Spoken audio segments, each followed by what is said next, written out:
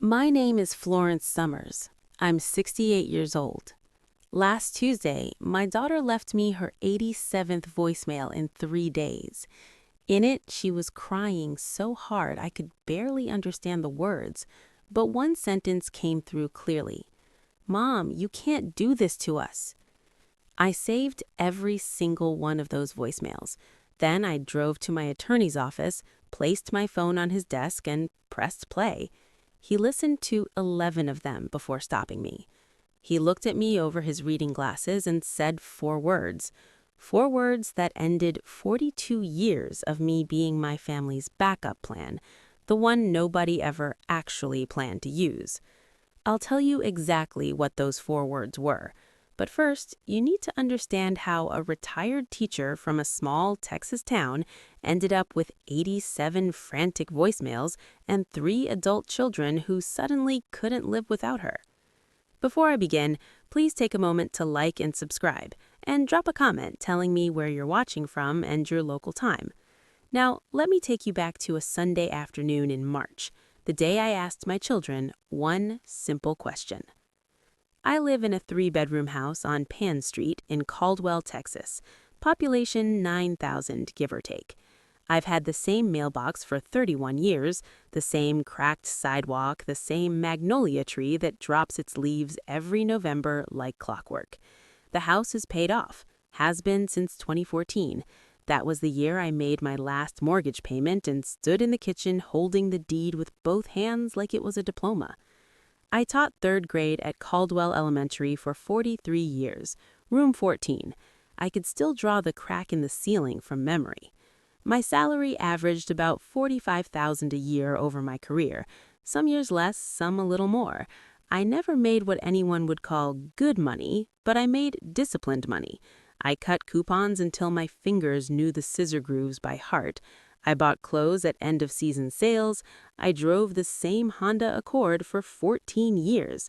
I never went to Europe, never flew first class, never once bought a car that still had that new leather smell.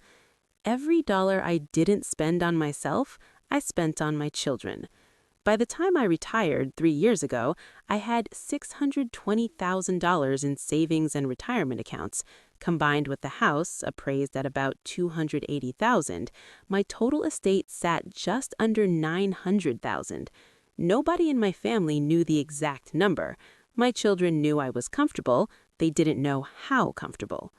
My husband Ray died 8 years ago from lung cancer, 14 months from diagnosis to funeral. I handled every doctor's appointment, every insurance call, every long night. He couldn't sleep without someone holding his hand.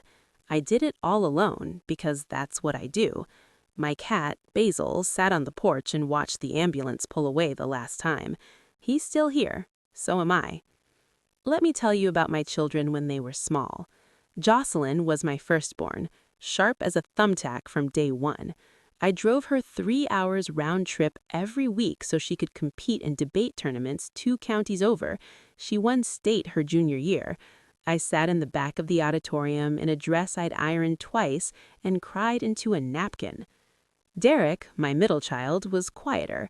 He liked taking things apart. Radios, clocks, once an entire lawnmower. I worked summer school 3 years in a row to pay for his engineering camp at Texas A&M.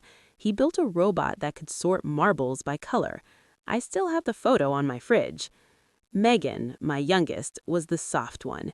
She wanted to be a nurse from the time she was 9. When her son Oliver needed open heart surgery at 2 years old, I drove 400 miles, slept in a hospital chair for 3 weeks, and held her hand in a waiting room that smelled like floor wax and fear.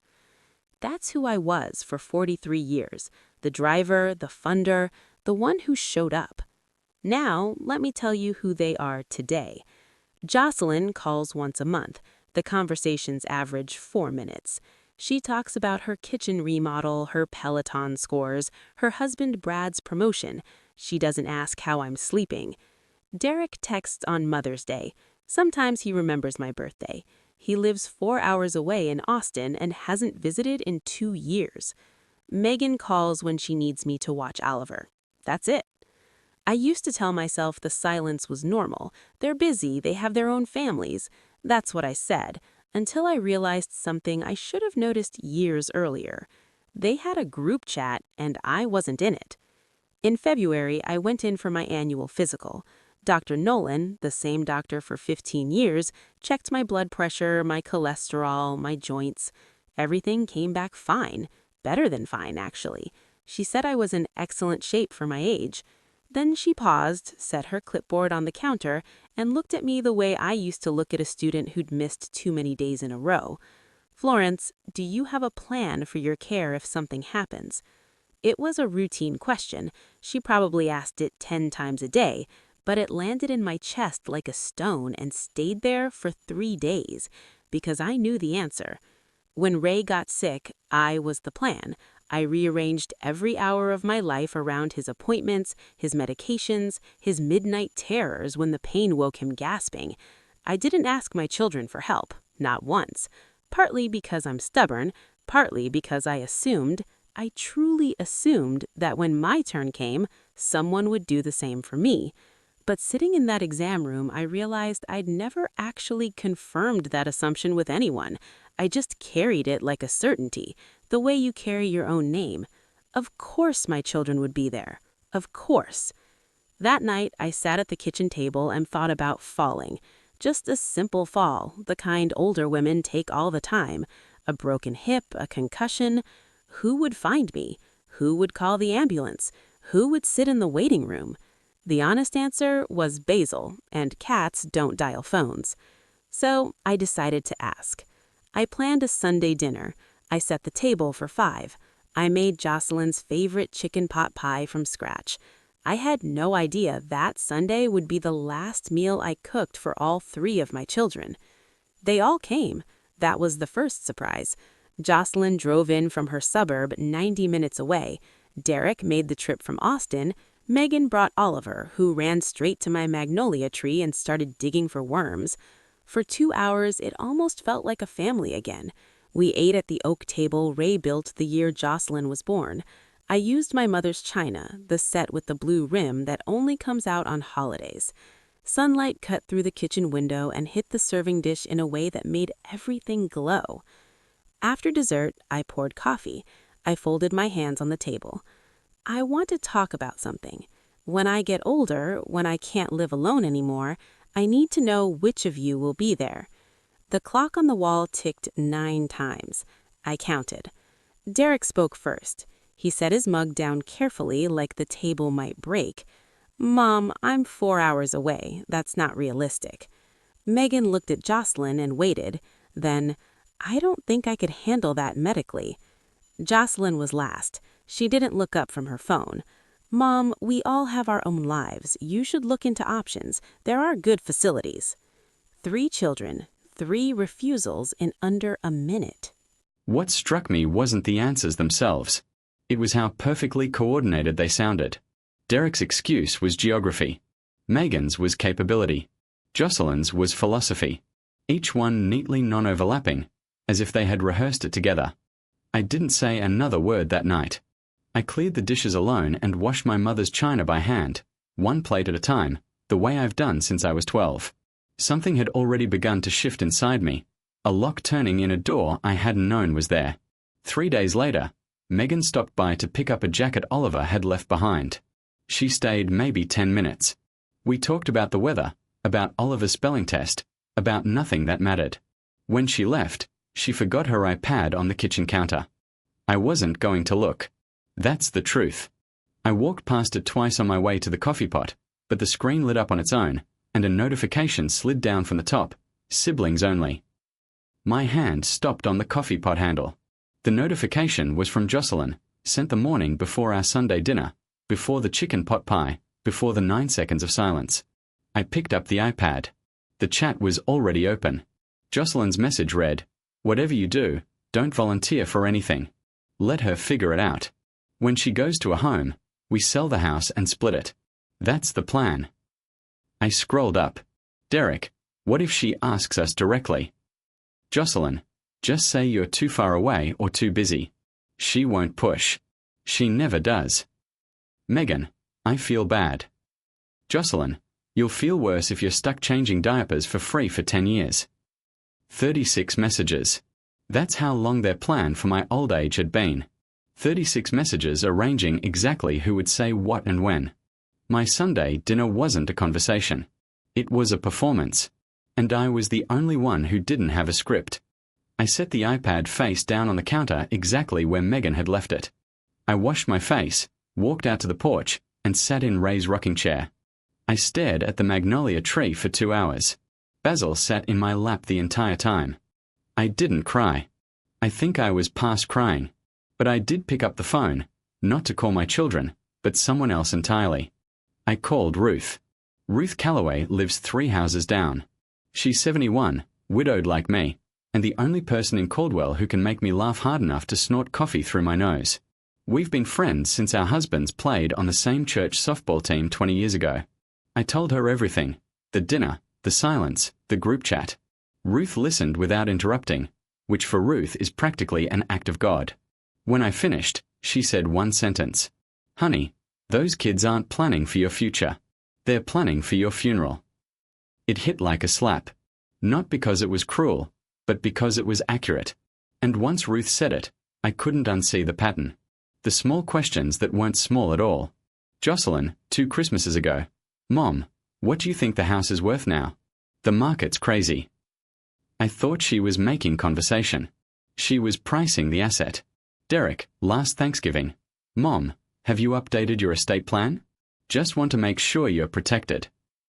I thought he cared. He was checking the inventory. Megan knew I had savings. She'd seen me write a check to the hospital when Oliver had his surgery. She knew I could write 5-figure checks without flinching. They didn't want to take care of me. They wanted to wait me out.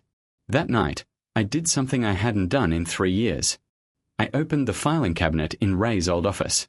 The bottom drawer, the one with the folder I hadn't touched since the last time Gerald Whitmore updated our estate plan. The tab read, "Last Will and Testament." I pulled it out, set it on the desk, and stared at it the way you stare at a door you know you're about to walk through. Then I picked up the phone again. This time I called Gerald. Gerald Whitmore has been my attorney for 20 years. He drew up Ray's and my wills back when Megan was still in high school. He's 63, bald as an egg, and speaks in sentences that already sound notarized. I called him Monday morning at 8 sharp. His secretary said he could see me Thursday. I told her I'd be there at 9. When I sat down across from his desk, he folded his hands and asked, "What changed?" "My children's honesty," I said. I told him about the Sunday dinner, about the iPad, about the 36 messages. Gerald listened without expression. Lawyers are good at that. Then he pulled a legal pad from his drawer and clicked his pen. "Florence, under Texas law, a revocable will is entirely within your control. You can change it any time for any reason, as long as you're of sound mind. Your adult children have no legal right to your estate. No automatic share, no forced inheritance. You don't even need to tell them." I told him what I wanted. All of it. Every account, the house, the IRA, the savings, everything, to the Meadowbrook Children's Hospital Foundation. The hospital that operated on Oliver's heart 5 years ago. The place that kept my grandson alive when his lungs forgot how to work on their own. Gerald set his pen down. "Are you sure?" I've never been more sure of anything since the day I quit smoking in 1992. He didn't smile, but something moved behind his eyes. "I'll have the new documents ready by Friday." I drove home with the windows down. March air, still cool, smelling like cut grass and rain coming. For the first time in 8 years, the house didn't feel empty when I pulled into the driveway. It felt mine. Now, I know what some of you are thinking. Should I have told my children before I changed the will? Given them a chance to step up? I asked myself that too. Sat with it for a whole evening. But then I remembered those 36 messages in the siblings-only chat. The plan was already made. The performance was already rehearsed. My Sunday dinner was never a conversation. It was a script they'd written without me. So no, I didn't owe them a warning. If this story is hitting close to home for you, hit that like button. And if you've ever had to protect yourself from the people who were supposed to protect you, tell me about it in the comments. We are just getting started. That Friday, I drove to Gerald's office at 8:45. I wore a blue blouse Ray had always liked and a pair of earrings I'd bought at a craft fair in 1997. I don't know why those details matter. Maybe because I wanted to feel like myself, the real version, not the one my children had edited down to Mom and ATM. Gerald had everything ready. 2 witnesses, his secretary Diane and his accountant Paul, sat on opposite sides of the conference table. A notary waited in the corner with her stamp and seal. Gerald read the key clause aloud. I, Florence St. Summers, of sound mind, do hereby revoke all previous wills and codicils. I bequeath the entirety of my estate, including all savings accounts, retirement funds, and real property located at 412 Pan Street, Caldwell, Texas, to the Meadowbrook Children's Hospital Foundation to be used for the purpose of funding pediatric cardiac care. The room was quiet. Diane's pen stopped moving. Paul looked at me over his glasses. I think they both expected me to hesitate. I signed my name the same way I'd signed 31 years of report cards. Steady hand. Gerald added one more layer. Florence, I'd also like to schedule a mental competency evaluation. Independent physician, documented and dated. If anyone challenges this will down the road, this evaluation closes the door before it opens. I agreed. If my children wanted to claim I was confused, I wanted the paperwork to prove otherwise. We finished in 40 minutes. Gerald walked me to the door and shook my hand. Your will isn't just valid, Florence. It's bulletproof. I walked to my car, sat behind the wheel, and looked at the travel agency across the street. A poster in the window showed a glacier in Alaska. I hadn't booked a trip for myself in 43 years. 2 weeks later, Jocelyn invited me to brunch at her house, the big colonial in the nice subdivision an hour and a half north of Caldwell. White shutters, landscaped lawn, a doorbell camera that probably cost more than my first car. I went, not because I wanted to, but because I wanted to see what she'd do now that the script had been performed and the Sunday dinner was behind us. She put on a show. The dining table was set with cloth napkins. Brad wore a polo. Their neighbor couple, the Hennings, had been invited, witnesses, though they didn't know it. Halfway through the quiche, Jocelyn set down her fork and smiled at me. The kind of smile that takes practice. Mom, Brad, and I have been talking. We want to put a suite in the basement for you for when you're older, right, Brad? Brad nodded. His eyes drifted to the window. I looked at my daughter, the girl who'd won state debate. The woman who typed let her figure it out into a group chat and press send. She was building a case right there at the brunch table in front of neighbors who'd remember the offer. If anything ever came into question, if the will was ever contested, Jocelyn would have people who could say she offered her mother a room. She tried. I sipped my coffee. That's kind of you to mention, Jocelyn. That was all I said. I didn't argue. I didn't confront. I finished my quiche, complimented the Hennings on their rose garden, and drove home. When I got back to Pan Street, I opened my laptop. I searched flights to Anchorage, Alaska. Departure, 2 weeks out, 2 tickets. I told no one about the trip. Not Jocelyn, not Derek, not Megan. The only person who knew was Ruth, because she was coming with me. The call came on a Tuesday evening. Derek's name on the screen. My son doesn't call on Tuesdays. My son barely calls at all. Hey, Mom. How are you feeling? Fine, Derek. Better than fine. 30 seconds of small talk. The weather in Austin. A project at work. Then his voice shifted just slightly, the way a car shifts gears when it's about to accelerate. Mom, I've been thinking. Have you considered setting up a trust so things are easier for everyone later? There it was. He didn't ask what the doctor said at my physical. He didn't ask if I needed anything. He didn't ask if I was lonely. He asked about estate architecture. I already have an estate plan, Derek. My lawyer handles it. A pause. 3 seconds.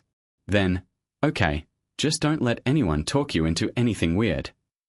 I let that sentence hang in the air. Anyone didn't mean a stranger. It didn't mean a scammer. It meant don't let anyone talk you into leaving your money somewhere we can't reach it. Good night, Derek. Night, Mom. I hung up and sat on the edge of my bed. My suitcase lay open on the comforter, half-packed for Alaska.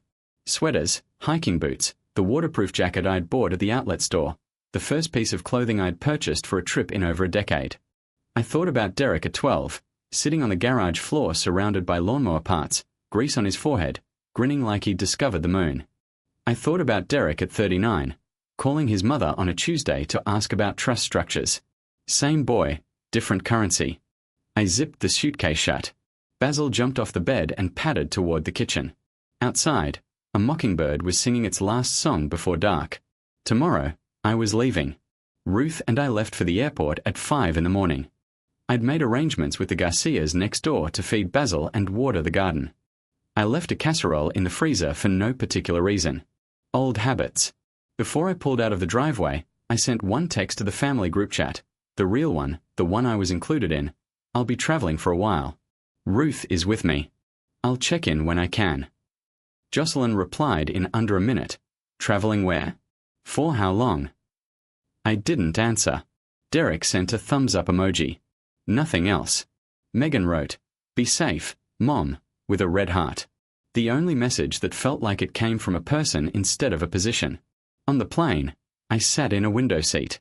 Ruth fell asleep before takeoff, mouth open, neck pillow already crooked. I stared through the oval glass as Texas shrank into brown squares and green strips. I watched rivers become threads. I watched my town disappear. For the first time in 43 years, nobody needed me to be anywhere. No alarm for school. No appointment for Ray. No pickup time for Oliver. No lesson plans. No grocery lists. No phone calls to return. Alaska was enormous. There's no other word for it. We took a boat through Glacier Bay and I stood on the top deck while a wall of ice the color of toothpaste caved into the ocean. The sound was like thunder in slow motion. A humpback whale surfaced so close I could see the barnacles on its jaw. Ruth turned to me and said, "You know, Florence, you look 10 years younger." I laughed. It was the first real laugh, the kind that starts deep and doesn't ask permission, in months. I would visit 3 countries in 6 months. I would eat meals I couldn't pronounce. And I would not answer my phone, not once. Portugal was where it hit me. Ruth and I were sitting at a cafe in Lisbon, the kind with iron chairs and tiny cups and a view of a river that doesn't care about your problems. I had a postcard in front of me. Not for Jocelyn, not for Derek, not for Megan. I was writing to Meadowbrook Children's Hospital. "Dear Director, I am writing to thank you for saving my grandson's life 5 years ago. His name is Oliver. He was 2 years old when his heart stopped doing what hearts are supposed to do. Your surgeons gave him back to us. I intend to make sure you can give other children back to their families, too." I sealed it and dropped it in a bright red mailbox on a cobblestone street 6,000 miles from home. That postcard carried a promise I'd been forming since the day I read those 36 text messages. But writing it down, putting ink on paper, made it real in a way the legal documents hadn't. I thought about Oliver at 2, blue lips, wires everywhere, a machine breathing for him because his own lungs had given up the argument. I thought about the surgeon, Dr. Kimura, who stood in the hallway at 1 in the morning and told me in a voice that was steady but kind that Oliver was going to make it. I was the one in that hallway. Not Jocelyn, not Derek, not even Megan, who was curled in a chair in the waiting room, too scared to stand. I was the one who shook Dr. Kimura's hand and said, "Thank you for keeping my family whole. Oliver is alive because strangers donated money to a hospital they'd never visit." I decided to be one of those strangers, just with a bigger envelope. I mailed that letter from Lisbon. I didn't know it then, but it would reach Texas before I did. I made exactly 1 phone call about my estate during the entire 6 months. It was from a hotel room in Queenstown, New Zealand, at 2 in the morning local time, which made it about 8 in the morning in Texas. Gerald picked up on the second ring. "Florence, how's the Southern Hemisphere?" "Beautiful. Gerald, I'm calling about the file." He'd been busy while I was gone. The mental competency evaluation was complete. Dr. Elaine Patterson, a board-certified psychiatrist in Bryan, had examined me 2 days before I signed the will. Her report was 12 pages long and concluded, in language so clinical it was almost boring, that I was fully oriented, cognitively intact, and making decisions consistent with my stated values and life history. Gerald had also prepared a memorandum of intent, a 2-page letter in my own words, explaining why I changed the will. Not out of anger, not as punishment, but because I wanted my life savings to go to the place that had already proven it would protect my family when my family wouldn't protect itself. "If they contest," Gerald said, "the first thing they'll claim is that you weren't in your right mind." Dr. Patterson's evaluation shuts that door. The memorandum shuts the window. And the fact that you consulted me independently, without any third party present, shuts everything else. Has this happened before in your practice? 3 times this year alone. Parents changing their wills after their children showed their cards. Every contest was dismissed. Florence, the courts are very clear on this. Testamentary freedom is nearly absolute in Texas. I thanked him, hung up, and walked to the edge of a cliff overlooking the Pacific. Dark water, white stars, a wind that smelled like salt and eucalyptus. I stood there for 10 minutes, not because I was afraid, but because I was free. I came home in September. The magnolia had dropped its first leaves early. Basil was fat, the Garcias had clearly overfed him, and the garden had a few weeds, but the tomatoes were still producing. I picked 6 off the vine before I even unlocked the door. Inside, everything was exactly as I'd left it. Dust on the picture frames. Ray's reading glasses still on the nightstand where I always keep them. My coffee mug in the dish rack right where it had been drying for 6 months. I spent my first day home hanging photographs. The glacier in Glacier Bay, the tile rooftops of Lisbon, a lighthouse perched on the edge of New Zealand's coast like it was daring the ocean to try something. I put them in frames I'd bought at a shop in the Algarve, wooden frames hand-painted with tiny blue fish. I called all 3 children that evening. Jocelyn. Oh, good. We were starting to wonder. She didn't ask where I'd been. Derek. Cool. 1 word. That was my son's welcome home. Megan. Welcome back, Mom. Oliver missed you. She was the only one who sounded like she meant it. I went to bed that night and stared at the ceiling in the dark. 6 months. I'd been gone for half a year. Nobody checked the house. Nobody offered to pick me up at the airport. Nobody asked if I'd eaten dinner. The spare key was still under the same flower pot, undisturbed, just like my absence had been. But something else was true, too. I'd slept in 13 hotels, eaten food I couldn't spell, watched the sunset over 3 different oceans, and I'd done all of it on money I earned 1 school year at a time. I closed my eyes. I was home for exactly 11 days before the phone call started. My Aunt Patty turned 78 in October. The party was at her daughter Linda's house. About 20 relatives, a sheet cake from the H-E-B bakery, and enough potato salad to fill a bathtub. Linda is my cousin. She's 55, sweet as pie, and physically incapable of keeping information to herself. She once told half the church about a neighbor's hip replacement before the neighbor had even woken up from anesthesia. I was standing near the punch bowl when Linda walked over, lowered her voice to what she considered a whisper, which for Linda still carried about 15 feet, and said, "Florence, I heard from someone at Gerald's office that you made some big changes to your estate. Is everything okay?" I felt the air in the room shift. Not dramatically, not the way it does in movies, more like the hum of a refrigerator kicking off. A silence you only notice because something was there before. Everything is exactly as I want it, Linda. She patted my arm. Oh, I didn't mean to pry. I just thought it was interesting, that's all. But I'd already seen it. 3 meters to my left, near the fireplace, Jocelyn stood holding a paper plate. Her fork was halfway to her mouth. Her eyes were on me, not blinking. She'd heard every word. I excused myself 10 minutes later, told Aunt Patty I had a headache, kissed her cheek, and walked to my car. The engine was still warming up when my phone buzzed twice in my purse. I didn't look. I didn't need to. I knew exactly what was happening. Jocelyn was calling Derek. Derek was calling Megan. The siblings-only chat was lighting up like a switchboard. I drove home, locked the door, turned off the phone. Not because I was scared, but because I wanted one more quiet night before the storm. Jocelyn went to work. Not her day job, her other skill set, the one she'd honed since childhood. Information extraction disguised as concern. She called Gerald's office first thing Monday morning. His secretary, Diane, answered. "I'm calling about my mother's estate documents. Florence Summers. I'd like to review the recent changes." Diane, who'd been Gerald's gatekeeper for 22 years, didn't flinch. "I'm not at liberty to discuss my client's estate planning. You're welcome to have your mother contact us directly." Jocelyn hung up, called the bank, asked about Florence Summers' account activity. The teller asked for the last 4 digits of the social. Jocelyn didn't have them. Call ended. She called Linda back, pushed harder. Linda, who told you? What exactly did they say? Linda only knew 2 words: big changes. She couldn't confirm anything specific. For once, her gossip was uselessly vague. By Tuesday night, Jocelyn had called both siblings. She changed the will, Jocelyn told Megan. Her voice was flat and tight, like a wire about to snap. She changed who gets it, Megan. Maybe she just updated it, added a charity clause or something. No, Megan, she changed who gets it. I can feel it. She called Derek next. Derek, who had $85,000 in credit card and auto loan debt that no one in the family knew about, went quiet for a long time. Changed how? He finally asked. That night, Jocelyn told Brad. And Brad, who had spent 2 years assuming the inheritance was a near certainty, said something Jocelyn hadn't expected. If she cut you out, we need to talk to a lawyer.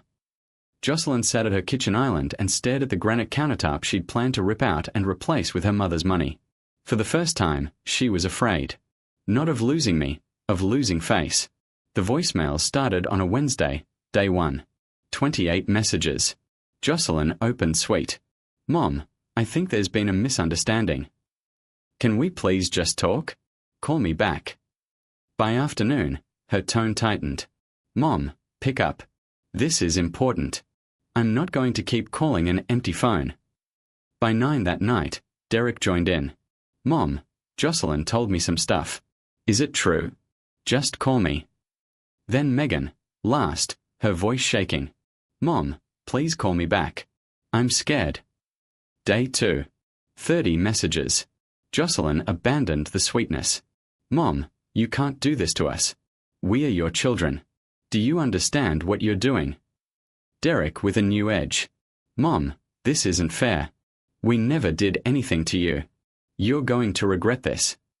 And then at 11 at night, Jocelyn left a voicemail that made me set down my tea. Do you know what Dad would think? He'd be ashamed of you. I played that one twice. Not because it hurt, though it did. Because it told me everything I needed to know about my daughter. She wasn't grieving. She was negotiating. And she had just brought a dead man to the table as leverage. Day 3. 29 messages. Jocelyn crying. I can't believe you would do this. I can't. Derek angry now. You realize we could take you to court, right? Is that what you want? And Megan at the end of the 3rd day, her voice barely above a whisper. Mom, I just want to understand. 87 voicemails in 72 hours. I listened to every single one. I didn't answer a single call. I wrote the date and a brief summary of each message in a lined notebook, the same kind I used for lesson plans. On the morning of day 4, I put my phone in my purse, drove to Gerald's office, and set it on his desk.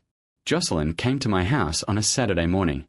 No call ahead, no text, just the crunch of tires on gravel and a car door slamming hard enough to scare the mockingbird off the magnolia. She was still in workout clothes, hair pulled back, no makeup. She looked like she hadn't slept. I opened the front door but didn't step aside. We can talk on the porch. She stayed standing, arms crossed. Her jaw was set the way it used to be before a debate round. Except this time, there was no judge to impress. Mom, I know you changed the will. You need to change it back. We are your family. You told your brother and sister not to take care of me. That's in writing. The color left her face. Not slowly. All at once, like someone had pulled a plug. That was taken out of context. We were just venting. Venting doesn't include the phrase sell the house and split it. She shifted tactics the way she always does. A lifetime of competitive debate taught her to pivot when the first argument collapses. Her eyes filled with tears. I'm your daughter. Don't I mean anything to you? You mean everything to me. That's why this hurts as much as it does. But I'm not changing my mind. She stood up. Her eyes were red but dry now. The tears had been strategic, and we both knew it. You'll regret this. I've spent 68 years without regrets, Jocelyn. I'm not starting now. She walked to her car. The tires sprayed gravel as she pulled away. A neighbor across the street looked up from her garden. I waved. She waved back. I went inside. My hands were shaking, the first time they had done that since I signed the will, but I poured a cup of tea, sat down at the kitchen table, and didn't cry. Not this time. I knew Jocelyn wouldn't stop there. When you tell someone no for the first time after a lifetime of yes, they don't hear a boundary. They hear a malfunction. Something must be broken. Something must be fixed. And they will keep pushing until they find the version of you that still bends. But that version of me was gone. She left some time between reading those 36 messages and signing her name on a new will. If you know what it's like to stand your ground when the people closest to you are trying to move it, hit subscribe and turn on notifications. Because the next part of this story is the reason I walked into my lawyer's office with a phone full of voicemails. And those 4 words Gerald said, they changed everything. Gerald was already at his desk when I arrived. Coffee and a ceramic mug that said "World's Best Lawyer," a gift from his daughter, he once told me. He took one look at my face and said, "Sit down." I placed my phone on his desk, screen up, speaker on. I pressed play. Voicemail number 1. Jocelyn. Sweet. Mom, I think there's been a misunderstanding. Gerald listened. Number 3. Derek. Is it true? Number 7. Jocelyn. Sharper. You can't do this to us. Number 11. Jocelyn at 11 at night. Dad would be ashamed of you. Gerald held up one hand. He took off his reading glasses, set them on the desk, and looked at me. For words, they have no claim. He let that sit. Then he continued, his voice steady and even, the way a man speaks when he has said the same truth enough times to know it by heart. Florence, in the state of Texas, a revocable will is the exclusive instrument of the testator. Your adult children are not forced heirs. They have no statutory right to a single dollar of your estate. To contest, they would need to prove undue influence, but you came to me alone, by your own initiative, or testamentary incapacity. But you have a 12-page psychiatric evaluation dated 2 days before signing, or fraud, which doesn't exist here. He tapped the phone. These voicemails help your case. They demonstrate that their objection is financial, not relational. Not one of these messages asks how you're doing. Not one asks if you need anything. Every single one is about the money. He paused. I can send a formal letter to all 3 by certified mail confirming the will is executed, valid, and final, and requesting they cease all harassing contact. Send it, I said. He nodded once. Done. I picked up my phone. The screen showed 43 missed calls. I didn't feel a thing. The letters went out on a Monday. Certified mail, return receipt requested. White envelopes, Gerald's firm name embossed in the corner, the kind of paper that feels heavier than it should.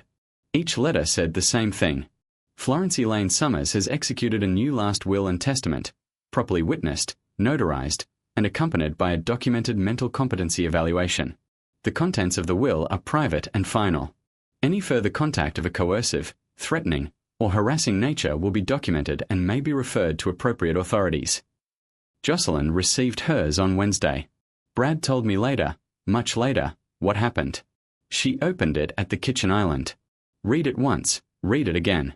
Then she slammed it on the granite counter and said a word I won't repeat in this story. Brad picked it up, read it himself, and walked out of the room without saying anything. Derek received his on Thursday. He sat in his apartment in Austin, opened his laptop, and typed "Contest Will Texas" into a search engine. He read for an hour. Then he closed the laptop and stared at the wall. Megan received hers on Friday. She called Jocelyn crying. Jocelyn's response, "She's trying to scare us. We are not giving up." But Jocelyn did one more thing. She called a probate attorney in Houston, paid $350 for an initial consultation. The attorney reviewed the facts, independent counsel, competency evaluation, memorandum of intent, and said something that Gerald could have told her for free. I'd be happy to take your money, but you won't win this case." After that, the voicemail stopped. The text stopped for 2 weeks. My phone was silent, and the silence was louder than 87 messages had ever been. Then came Thanksgiving. Jocelyn called a sibling meeting without me, naturally, 3 weeks before Thanksgiving. I know this because Megan told me much later, when she was ready to start telling the truth. The plan was simple. Thanksgiving at Jocelyn's house. Turkey, mashed potatoes, the whole production. Invite Mom. She always comes. She'll walk into a room full of family and they'll sit her down, Lovingly, of course, and explain that she's making a mistake. Jocelyn assigned roles like a stage director. She would open with emotion. Mom, we love you. We are sorry. We should have handled things differently. Brad would follow with logic, a prepared set of points about why leaving your estate to strangers instead of family was financially and morally misguided. Derek would play the quiet middle child, nodding at the right moments. Megan would be the closer, the emotional one, the one with the grandchild card. And if she says no, Derek asked, then we tell her she's making a mistake and she's going to die alone. Megan hesitated. I don't want to gang up on her. It's not ganging up, Jocelyn said. It's an intervention for her own good. They rehearsed it. They actually rehearsed it. Talking points, emotional beats, even the seating arrangement. Florence would sit at the head of the table, flanked by Jocelyn and Brad. Derek and his wife at the far end. Megan and Tyler near the kitchen in case Oliver needed to be removed. Nobody called me to ask if I was coming. They assumed I would because I always had. They planned everything. The menu, the timing, the script. What they didn't plan for was who I'd bring with me, or what I'd carry in my bag, or the fact that I'd already made my own plan, and it didn't involve saying a single word. Ruth knew before I told her. She showed up on my porch 2 days before Thanksgiving with a bottle of wine and a look that said she'd already mapped the terrain. You know what they're planning, right? Of course. And you're still going. I'm going. Not because they want me there, but because I want to close this chapter. Ruth sat down, poured 2 glasses. Then we go together. I spent the next 2 days preparing. Not food. Jocelyn was handling the turkey. I was handling something else. I picked out the cashmere sweater I'd bought in Lisbon. Soft grey, the colour of morning fog. I hadn't owned cashmere in my life. It felt like wearing a second skin that actually fit. I called Gerald. Anything I should know. Don't sign anything. Don't promise anything. If they threaten legal action, tell them to contact my office. And Florence, you don't owe them an explanation. The documents speak for themselves. I packed the photo album I'd assembled since coming home. Every trip, every glacier, every cobblestone street, every sunset, Portugal, Alaska, New Zealand, page after page of a life I'd been too busy sacrificing to live. But it was the last page that mattered most. On the left, a photograph of Oliver at 2 years old, lying in a hospital bed at Meadowbrook, tubes in his nose, wires on his chest, his eyes closed, his skin so pale it looked transparent. On the right, Oliver at 7, standing in my backyard holding a magnolia leaf the size of his face, laughing so hard his eyes were shut. I closed the album, put it in my bag, stood in front of the bathroom mirror, and practiced the only thing that mattered, silence. I wasn't going to argue. I was going to let the quiet do what my words never could. We arrived at 1:30. Ruth drove. I held the album in my lap like a hymn. Jocelyn opened the door. Her smile was magazine perfect until she saw Ruth standing behind me on the porch. I didn't know you were bringing company. Ruth is my guest. I hope that's all right. It wasn't a question. Jocelyn knew it. Ruth knew it. I certainly knew it.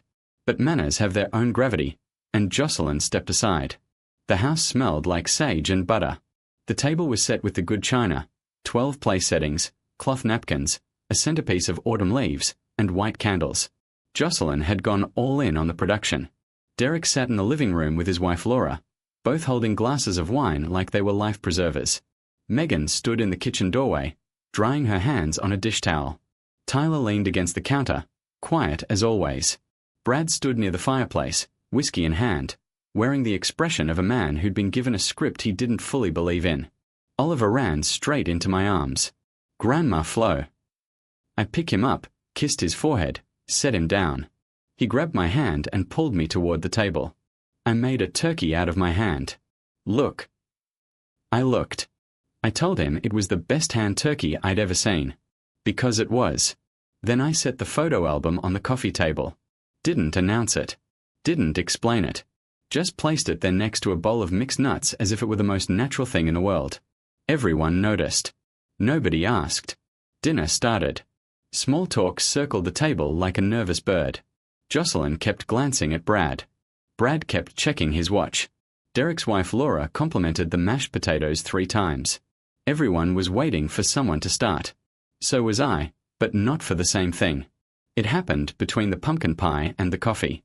Tyler took Oliver outside to look at the neighbor's Christmas lights early this year, but Oliver didn't care. The back door clicked shut. The room contracted. Brad cleared his throat.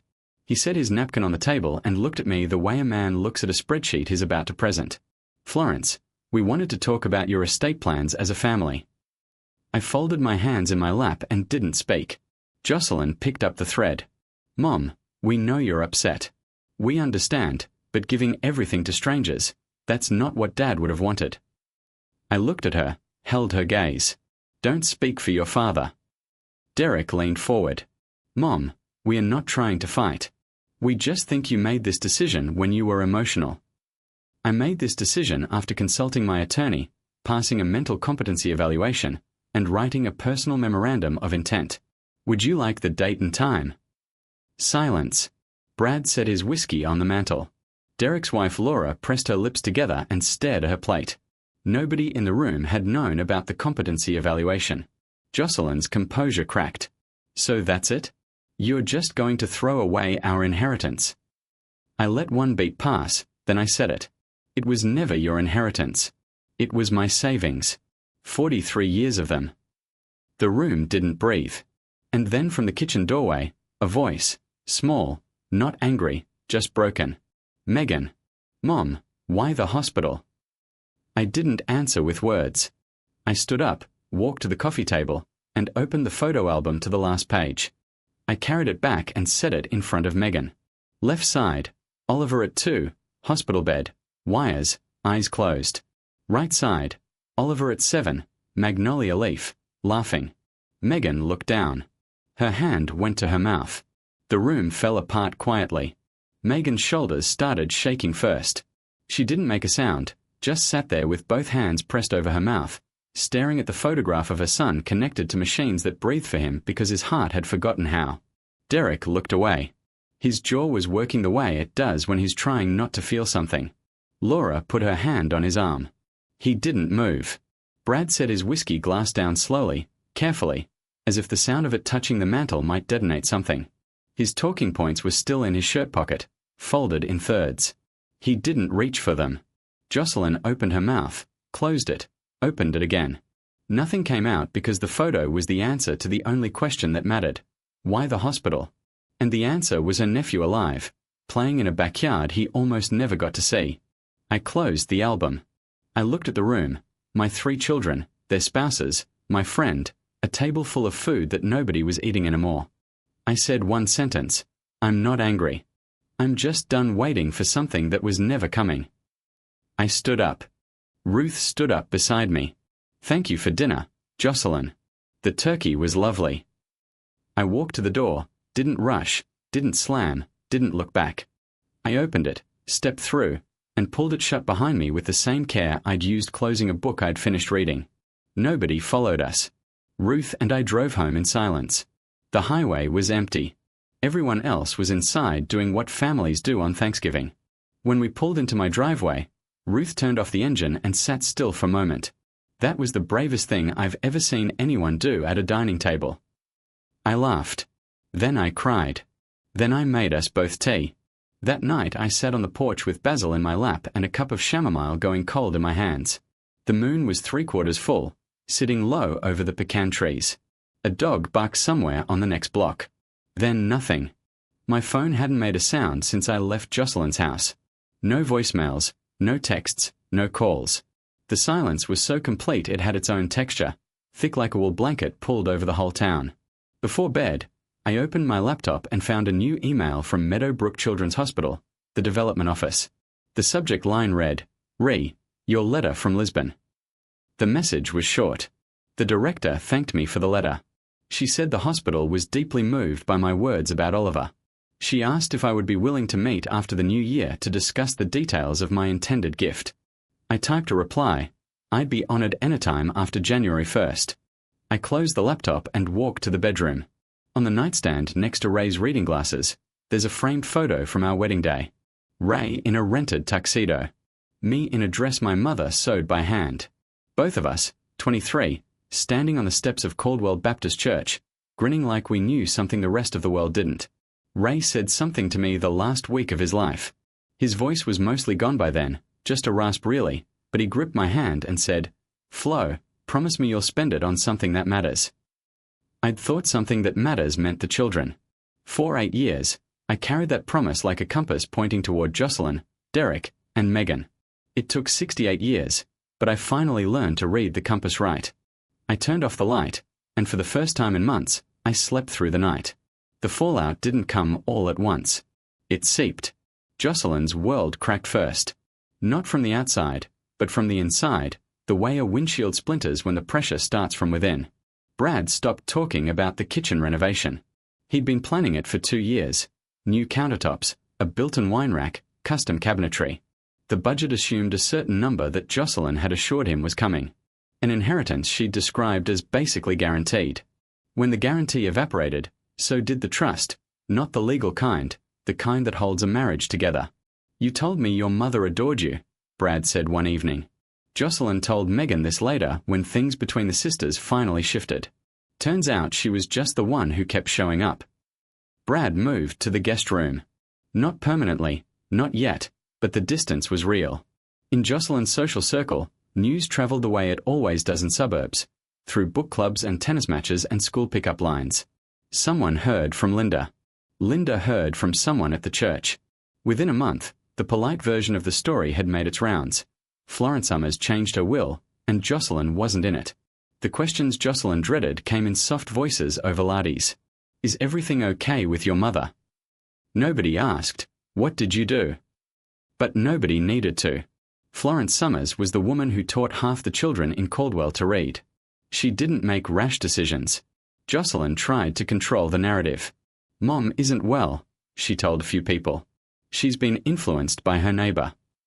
But Ruth, who volunteered at the library, sang in the church choir, and had more friends in Caldwell than the magnolia tree had leaves, only needed to show up to Sunday service, healthy and sharp, to make that story collapse.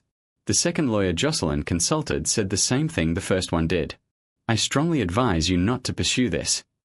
Derek's unraveling was quieter, but deeper. The inheritance had been his exit plan, not emotionally, financially. $85,000 in debt, split between 3 credit cards and an auto loan he'd taken out to buy a truck he couldn't afford.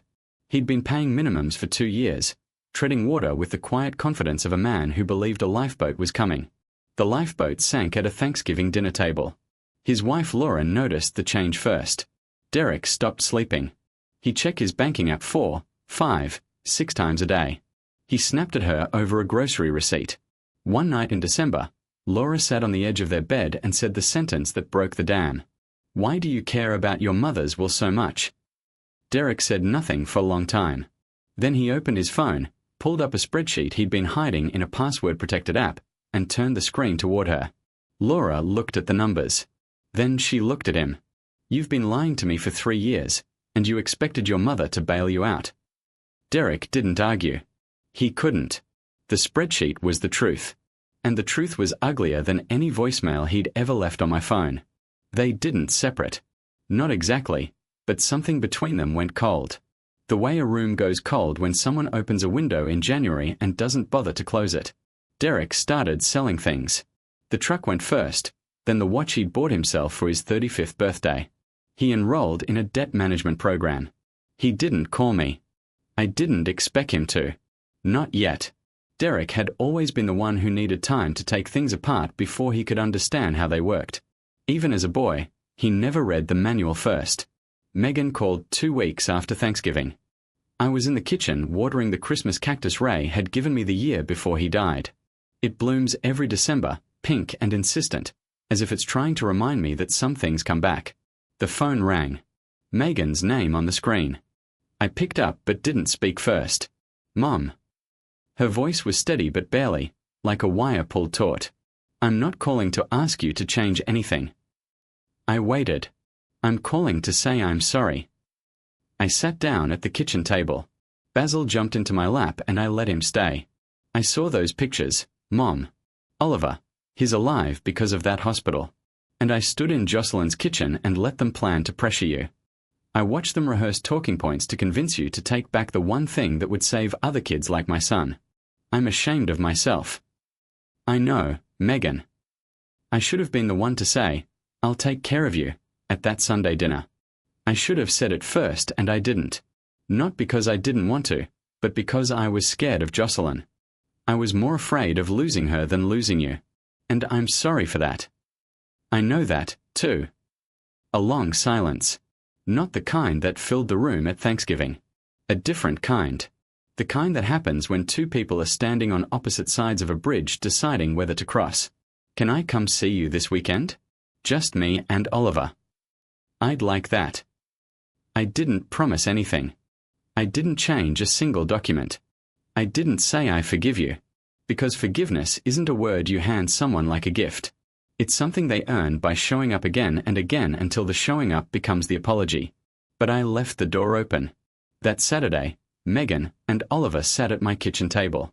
Oliver drew me a picture of a whale. From Alaska, he said, even though he'd never been. I hung it on the fridge. In January, I drove to Meadowbrook. The hospital is 40 minutes north of Caldwell, a brick building with a glass atrium and a parking lot full of minivans. I'd been there once before, 5 years ago when Oliver was wheeled through double doors and I stood in the hallway counting ceiling tiles to keep from screaming. This time I walked through the front entrance in my Lisbon sweater and a pair of boots I'd bought in New Zealand. A woman named Dr. Claire Ansley, the director of the hospital's Development Foundation, met me in the lobby. She gave me a tour, the pediatric cardiac unit, the recovery rooms with murals of animals painted by local art students, a playroom stocked with books and Lego sets, where children who'd had open heart surgery sat cross-legged on the floor building things. I saw a boy, maybe 3, sitting in a wheelchair with a stuffed elephant in his lap. He waved at me. I waved back. My eyes burned, but I kept walking. Dr. Ansley walked me to her office. We sat across from each other and she explained what my gift would mean. At current estimates, the funds from my estate would support 40 to 50 pediatric heart surgeries for uninsured children over the next decade.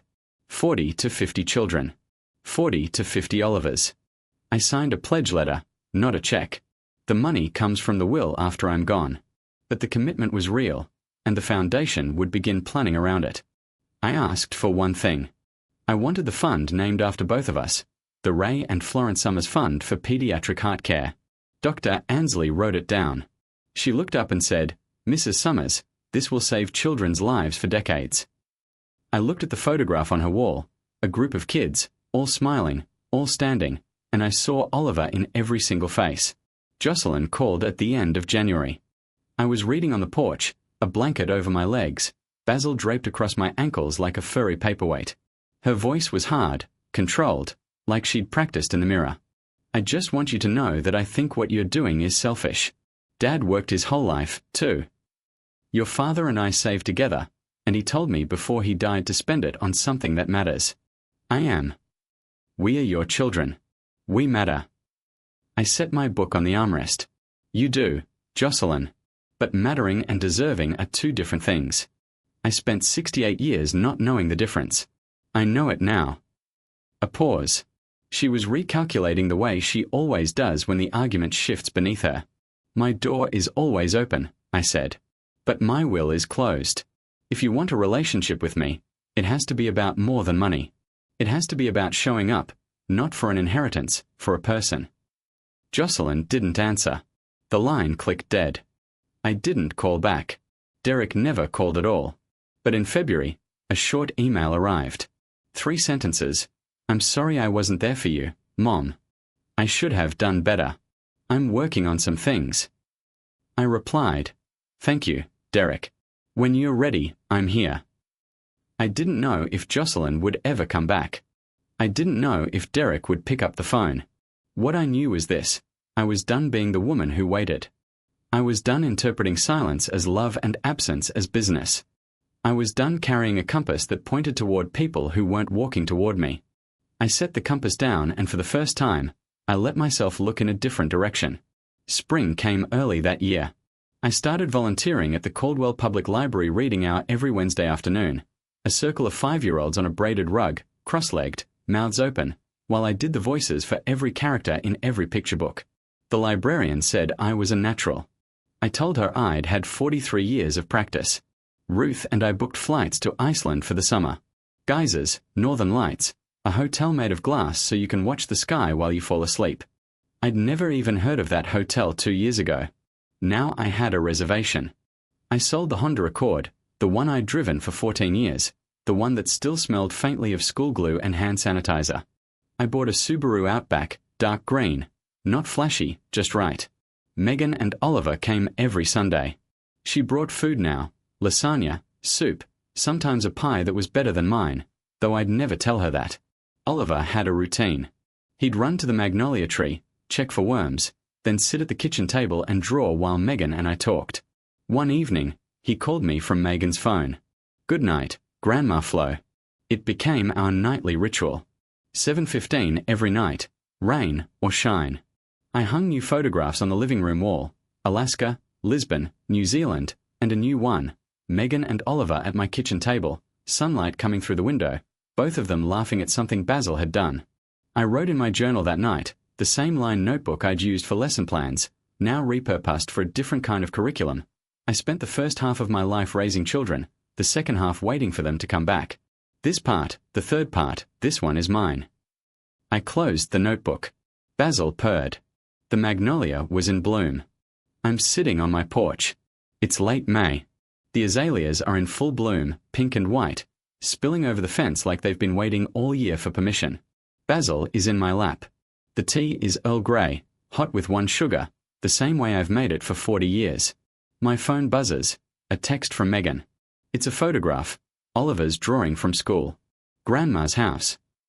A white fence, a magnolia tree, and an orange cat sitting on the porch with a woman in a grey sweater. He drew the sweater in crayon, the same shade as the cashmere I bought in Lisbon. I smile, save the photo, close the phone. A neighbor walks by with her dog. She waves. I wave back. This is what my mornings look like now. Quiet, full, mine. I think about Ray sometimes, about what he'd say if he could see the wall of photographs, the passport full of stamps, the pledge letter framed next to his reading glasses. I think he'd nod. He was never a man of many words. I think about Jocelyn. I haven't heard from her since January. The door is still open, but I'm not standing at it anymore. I think about Derek. His email was short, but it was honest. That's more than I've gotten from him in years. I'll wait, but I won't chase. And I think about Oliver, 7 years old, drawing whales from a place he's never been. Alive because strangers gave money to a hospital and because one day his grandmother decided to be the biggest stranger of all. Last week, I deleted the voicemails. All 87 of them. I didn't need them anymore. My name is Florence Summers. I'm 68 years old. I'm a retired teacher, a widow, a mother, and a grandmother. I changed one line in my will, and it changed everything. That's my story. And now I want to hear from you. If you were me, if you'd spent 43 years saving every dollar and your children told you that you were on your own, would you change the will or would you give them one more chance? Drop an A in the comments if you'd change it. Drop a B if you'd wait. I want to read every single answer. If this story touched something in you, if it reminded you that your worth isn't measured by what you give away, hit subscribe and turn on that notification bell. There's another story waiting for you in the description below. It's about a woman who discovered something at her husband's retirement dinner that no one saw coming. Thank you for being here. Thank you for listening.